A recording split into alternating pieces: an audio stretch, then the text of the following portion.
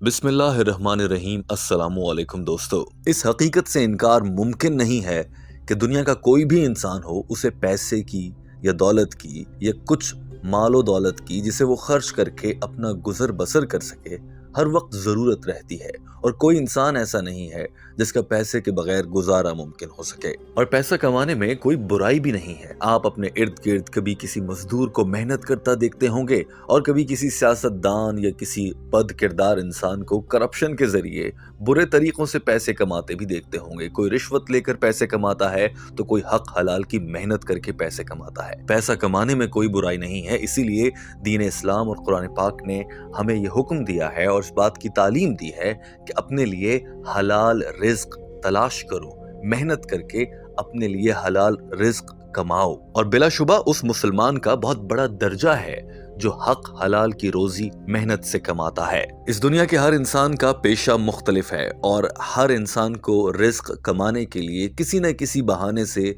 कोई पेशा इख्तियार करना पड़ता है। कोई क्रिकेट खेल कर पैसे कमा लेता है तो कोई क्रिकेट के मैदानों से कचरे की बोतलें उठाकर पैसे कमा लेता है। कोई टेलीविजन पर फिल्म और ड्रामा करके पैसे कमा लेता है तो दूर कहीं किसी बाजार के किसी कोने में छोटी सी दुकान पर कोई वेल्डिंग करके पैसे कमा लेता है। लेकिन दोस्तों, इस सारी सूरत हाल में जहन में ये सवाल जरूर पैदा होता होगा कि हमारे इर्द गिर्द बहुत से दीन इस्लाम के मुबल्लिग और आलिम भी हैं। उनमें से बहुत से ऐसे हैं जो सुबह से लेकर शाम तक दीन इस्लाम की तबलीग करते रहते हैं और दीनी सरगर्मियों में नजर आते हैं। यही नहीं बल्कि अगर आप अपने इर्द गिर्द अपने मोहल्ले की मस्जिद में किसी इमाम या मौज़िन की जिंदगी को देखें तो वो भी दिन में 5 वक्त मस्जिद की देखभाल और मस्जिद में आज़ान देने या जमात कराने में अपना दिन गुजार देते हैं, तो वो कोई काम करते नजर नहीं आते।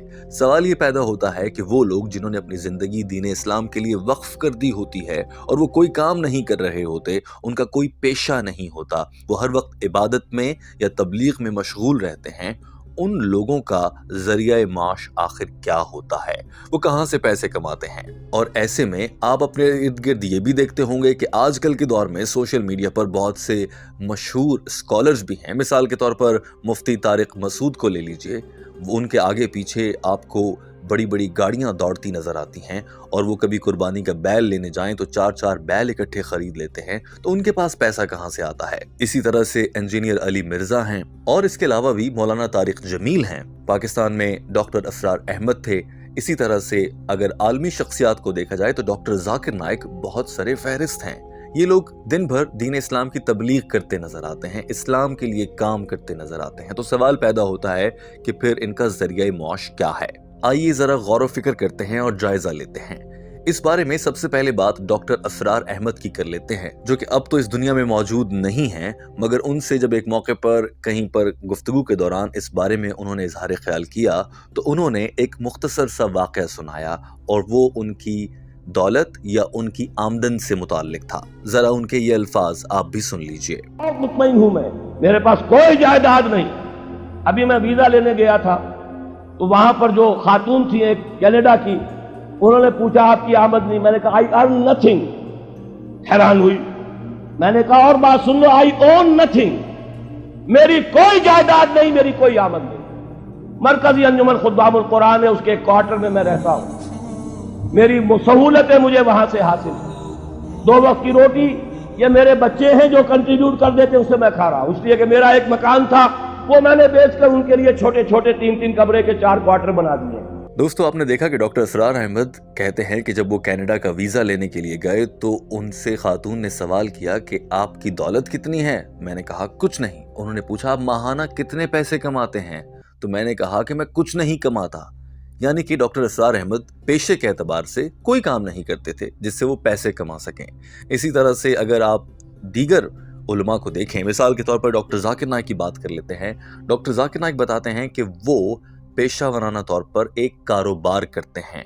उन्होंने उस कारोबार की नौयत के बारे में कभी नहीं बताया कि वो क्या कारोबार करते हैं, मगर वो कहते हैं कि एक कारोबार करते हैं जिसके लिए वो दिन में सिर्फ 2 घंटे उस कारोबार को देते हैं और उससे अल्हम्दुलिल्लाह वो इतने पैसे कमा लेते हैं कि उनका घर और उनका ये लाइफस्टाइल आसानी से मेंटेन हो सके। यही नहीं बल्कि डॉक्टर जाकिर नाइक ये तक बताते हैं कि जब वो बैनुल अक़वामी दौरों पर लेक्चर या खिताब के लिए जाते हैं तो वहाँ पर भी उसका ना सिर्फ कोई मुआवजा नहीं लेते, बल्कि जब वो किसी और मुल्क में सफ़र करते हैं तो वहाँ पर क़याम करने के लिए होटल का खर्चा और सवारी का खर्चा वो अपनी जेब से अदा करते हैं। इससे ये मालूम होता है कि डॉक्टर जाकिर नाइक के पास भी बहुत ज़्यादा दौलत है। डॉक्टर जाकिर नाइक ये भी वाज़े करते हैं कि वो अपने किताबों या अपने लेक्चर्स या यूट्यूब चैनल की मदद से 1 रुपया नहीं कमाते और उनके पास जो कुछ है वो उनके उसी कारोबार से आता है जिसके बारे में उन्होंने नहीं बताया। अलबत्ता वो ये ज़रूर कहते हैं कि सिर्फ 2 घंटे के लिए काम करते हैं। इसी तरह से आज से चंद रोज़ पहले मुफ्ती तारिक मसूद का एक बयान सोशल मीडिया पर वायरल था जिसमें वो बात कर रहे हैं कि वो कारोबार करते हैं, जहां वो लोगों को ये तरगीब दे रहे होते हैं कि नौकरी ना करो, कारोबार करो ताकि आप दूसरे लोगों के रोज़गार का ज़रिया बन सकें। इसी तरह से मुफ्ती तारिक मसूद ये कहते हैं कि उन्होंने एक दौर में शहद का काम शुरू किया था जो आज तक चल रहा है और उस शहद की फ़रोख्त से वो बहुत ज़्यादा मुनाफा कमाते हैं और उससे उनका गुजर बसर अच्छा हो रहा है। लेकिन दोस्तों दिलचस्प बात यह भी है कि मुफ्ती तारिक मसूद अपने उसी बयान में ये भी कहते हैं कि कभी भी इस कौम को खालिस चीज़ मत बेचना, क्योंकि खालिस बेचें तो वो खरीदते नहीं हैं। बहरहाल ये सवाल यहीं पर छोड़ देते हैं और आगे बढ़ते हैं। इंजीनियर अली मिर्ज़ा की बात करते हैं। इस मामले में इंजीनियर अली मिर्ज़ा ने कई बार वाज़े तौर पर बयान दिया है और बताया है कि उनकी कोई बड़ा कारोबार नहीं है, वो एक मुलाजमत करते हैं और वो सरकारी मुलाजमत से तकरीबन 40-50 हज़ार रुपये कमाते हैं और उनके 1-2 मकानात हैं जो इस्लामाबाद में उन्होंने लड़कपन में ख़रीदे थे उनके वालिदैन की मदद से, और उन मकानात से किराया उनको आता है जिससे चंद मज़ीद पैसे उनको मिल जाते हैं। अब तक की मुख्तलिफ जो स्कॉलर सेलिब्रिटीज़ जिन पर हमने बात की है उनमें इंजीनियर अली मिर्ज़ा सबसे लो प्रोफाइल यानी कि बहुत कम और सादा ज़िंदगी जीते नज़र आते हैं। वो आज भी मोटरसाइकिल पे सफ़र करते हैं और जिस एकेडमी में वो खिताब करते हैं वहाँ तक आने का सफ़र भी वो मोटर बाइक पर ही तय करते हैं। तो दोस्तों पाकिस्तान की और दुनिया की कुछ मशहूर मजहबी शख्सियात की आमदन और उनकी दौलत के बारे में मुख्तसर तफसीलात आपके सामने हैं। वैसे तो इंसान की ज़िंदगी के बारे में ये बात बिल्कुल रोज़ रोशन की तरह आया है और इस पर एक मोहर सब्त हो चुकी है कि इंसान जितना मर्जी कमा ले, जितने मर्जी दौलत के अंबार लगा ले या फिर चंद पैसे जमा कर ले, एक दिन इंसान को वो सब कुछ छोड़ छाड़ कर चले जाना है। लेकिन आप और हम समेत दुनिया में ऐसे बहुत से लोग हैं जो अपने इस दुनिया से जाने की सच्चाई को भुलाए बैठे हैं और दौलत के ढेर लगाते जा रहे हैं और कहीं रुकने का नाम नहीं ले रहे। अगर वो मुआशी आमदनी का एक हदफ हासिल कर लेते हैं तो खुद को अगला हदफ दे देते हैं, वो हासिल करने के बाद अगला हदफ और टारगेट दे देते हैं और उसकी जद्दोजहद में लगे रहते हैं। एक जानिब इस तरह के इंसान हैं जो अपना रिस्क कमाने के लिए या अपने लिए दौलत के ढेर लगाने के लिए बहुत मेहनत करते हैं और काम करते रहते हैं। दूसरी जानिब ऐसे इंसान हैं जो कोई काम नहीं करते, गलत तरीक़ों से और गैर कानूनी और गैर इखलाकी रास्तों से दौलत कमाते हैं। कभी रिश्वत, कभी चोरी, कभी किसी का काम करवाने के पैसे, कभी किसी को ठेका लेकर देने के पैसे, और इस तरह से कमाते हैं। ये 2 किस्म के लोग हो गए। और तीसरी किस्म के लोग वो होते हैं जो अल्लाह के साथ तिजारत करते हैं। इनके बारे में आपने मुख्तलिफ उलमा को बात करते देखा होगा। मिसाल के तौर पर पाकिस्तान के एक साबिक गुलकार और नात खां और फिर मुबल्लिग और स्कॉलर मरहूम जुनैद जमशेद कहते हैं कि वो अल्लाह के साथ तिजारत करते थे।